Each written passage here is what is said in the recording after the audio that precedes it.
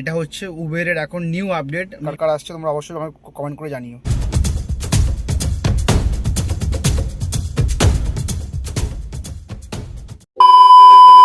Sunday আমি দুপুর দুটোর সময় কাজ স্টার্ট করেছিলাম।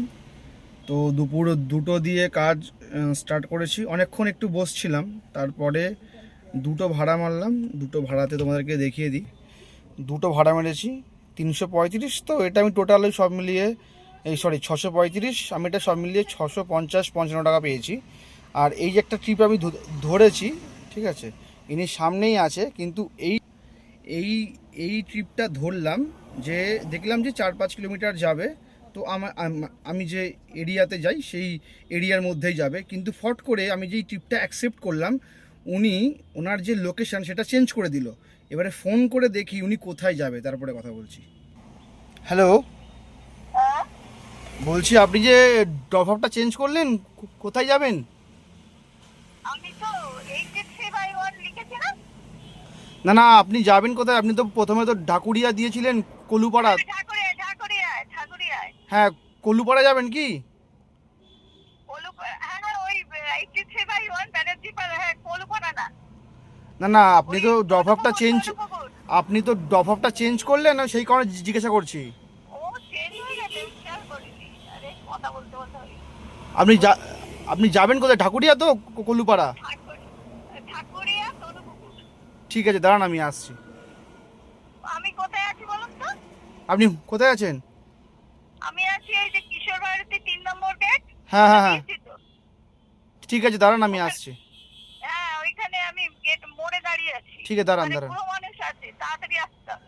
দাঁড়ান আসছি। ঠিক আছে। তো এইটা হচ্ছে কাস্টমারের প্রবলেম, ঠিক আছে। উনি দিয়েছিল কলুপাড়া, এখন উনি চেঞ্জ করে দিয়েছে তনুপুকুর মাঠ। তো দুটোই আমি চিনি।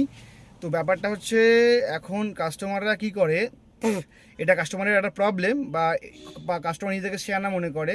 সেটা হচ্ছে যে ধরুন কোনো এক জায়গায় যাবে, গাড়ি পাচ্ছে না, তখন কোনো একটা জায়গা দেয়, সেই লোকেশনটা দেয়, তারপর যেই ড্রাইভার অ্যাকসেপ্ট করে তারপরে উনি পার্ট করে সেই জায়গাটা চেঞ্জ করে দেয়। এইটা হচ্ছে কাস্টমারের শেয়ানা লজিক। কিন্তু আমাদের যে এখানে শো করে যে যখনই চেঞ্জ হবে বা কোথায় যাবে সব চেঞ্জ শো করে, সেটা হয়তো অনেক কাস্টমার জানে না।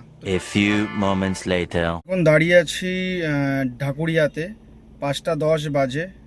আর একটা জিনিস সেটা হচ্ছে যে আগে, ঠিক আছে, মানে উবের কাস্টমারকে 5 মিনিট টাইম দিত, এখন তোমাদেরকে দেখিয়ে দিয়ে দেখো, আমি ঢুকেই direct eligible for cancellation fees, charging right for wait time, ঠিক আছে। এই যে দেখতে পাচ্ছ, মানে এখন আর কাস্টমারকে দেওয়া হয় না, ডাইরেক্ট টাইম ওঠে। আর যদি আমি ক্যান্সেল করি বা কাস্টমার ক্যান্সেল করে, আমরা এখন সেই টাকাটা পাবো। এটা হচ্ছে উবেরের এখন নিউ আপডেট, মেবি যতক্ষণ মনে হচ্ছে, কারণ আমি আজকে থেকেই এইটা দেখছি যে যখনই আমি কোনো লোকেশানে পৌঁছাচ্ছি তখনই এরকম আপনার, হ্যাঁ, তো তখনই এই এই যে দেখতে পাচ্ছ এইটা আসছে। তো তোমাদের কার কার আসছে তোমরা অবশ্যই আমাকে কমেন্ট করে জানিও। 12 seconds later. আমি এখন দাঁড়িয়ে আছি দমদম সাতগাছিতে, এখন 8:30 বাজে। তোমাদেরকে দেখিয়ে দিই, 6টা টিপ মেরেছি। অর্ডার তো ঢুকেই যাচ্ছে, ভুলভাল জায়গায় যাব না। 6টা টিপ মেরেছি, এই টাকাটা হয়েছে।